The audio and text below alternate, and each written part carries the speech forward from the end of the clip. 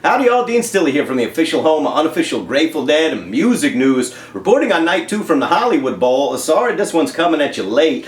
Wednesdays are 18-hour days for me. Anyone with kids knows every day is a 16 to 18-hour day, so I had no time for that. But as I was listening to the show, my piece of musical history for those of you that are new to the music, and maybe those who just like pieces of memories, brings me to the Forum in '89, February in '89. Just an incredibly unique show that night. The song list was, they were pretty set in their ways with the song list by then, and it was an incredibly unique show. The scene outside was atrocious. I think someone might have even been killed in the lot beforehand. The cops did their best to take all the fun out of that experience in February of '89, but it was a super unique show.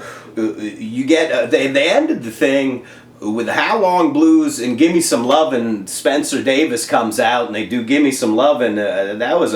That's some fun stuff. Promised Land in the middle of the first set. The second set, Ico, then you get the Monkey and the Engineer. That was the last Monkey and the Engineer by the Grateful Dead, if I'm not mistaken. Alabama Getaway, Dire Wolf. There's some back-to-back Garcia. You get Cassidy and Memphis Blues to close the first half of the second set. That's back-to-back weird tunes. There's some weird tunes to think about there. I'd love to see Bob singing Memphis Blues again. That was always one of my favorites. The Monkey and the Engineer, he got either Wolf Brothers, or it'd be nice to hear that one again. Anyway, that was the last one by the Grateful Dead. Out of Drums in Space, you get the other one, Stella, Foolish Heart. Just incredibly unique. There's your back-to-back Garcia moments there with Stella, Foolish Heart. Not Fade Away, Knockin', Dylan comes out for those. So, I mean, on paper, that show just looks pretty unique. Fairly, you see that list back then, holy shit. I'm not sure it came across as good as it looks on paper. I don't think they played it all that wonderful that night. And the scene around the venue was shit. But anyway, moving on to a bunch of years later, we're here at the Hollywood Bowl for night 2 with Dead & Company.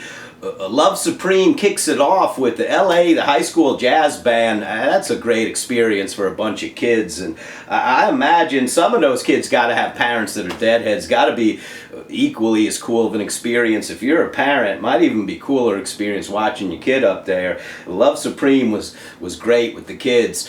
Shakedown, seemed like some of the traffic got cleared up on Shakedown. It was moving along much better this time around. After that, he straps on his acoustic. You get Friend of the Devil. Alabama Getaway, just fine. That's a fun one. Ramble on Rose, Brown Eyed Again. Listen, for people that are complaining about repeats, I'm not sure you have such a good memory, because they repeated the fuck out of a lot of shit. All throughout the late 80s, 90s, they repeated a lot of shit. It's not like the whole damn tour, you didn't get repeats. You got a lot of repeats. We heard a lot of the same shit all the time. Seemed like they played a fucking Anita Miracle every 3 or 4 nights. They played Love Light every 3 or 4 nights. Played Throwing Stones every 3 or 4 nights. You don't believe? Go back and look at the set list. There was a lot of, they repeated a lot of shit. So, but not, the late 90s, forget about it. If I Fought the Law, it was great. The first time they played it, everybody was sick as a motherfucker of that song after a little while. Anyway, doesn't matter. Doesn't matter. Who gives a shit? They're getting on. They're doing what the hell they want. Apparently, Matt Bush, he's getting creative. Weir's right-hand man's getting creative, writing these set lists out. It got interesting for me, Cassidy. Cassidy, great jams throughout Cassidy. That one had some incredibly interesting parts. You know, Cassidy jams, those are some of those first set jams, boy. You start thinking deep and about weird shit, and the jam gets confusing, and you see your friend in your head, you see your friend Matt, and in your head you say, "Welcome, Matt," and then you think, "Oh, far out, welcome, Matt. Wow, what if the thing in front of my door was called a Welcome John?" Far out. And then you start thinking about shit that's really not that complex, but in your mind, you're certain it is.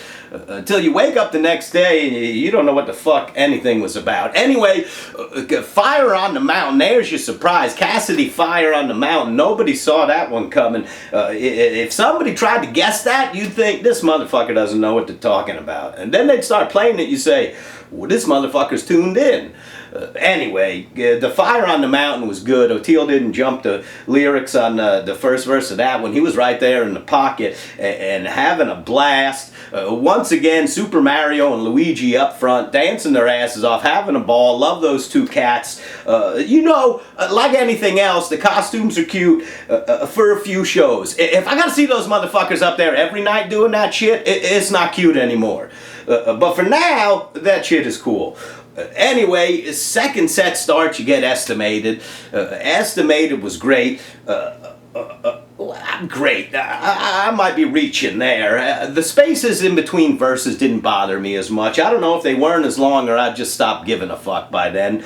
The Truckin was the highlight for me. Truckin, that was moving along, you know, at a powerful pace, and at the end of that one, boy, they ratcheted up that tension jam and they found the release point and it completely worked, and they've had a little bit of a hard time really building tension behind that. I know they play the notes and they do what they think they got to do, but it doesn't always kind of gather up the tension that's supposed to be involved with that, and with no tension there's very little release. So I think they totally got it right there at the Hollywood Bowl. It was fantastic. He's Gone, Get You Next. That's a soul that's really just helps you explore all kinds of parts of your soul while you're listening to it. It's taken on such different meaning over the years, thank God. And really, that was a good moment. Saint Stephen comes after that. I don't think there's too many of us that don't like Saint Stephen. Saint Stephen was good, but I thought it just seemed like brief. It just seemed like they just cut it to get into Love Light. And so Love Light, there's a unique spot for Love Light to show up. Nothing wrong with that. It just seems like they cut the Stephen a little bit short.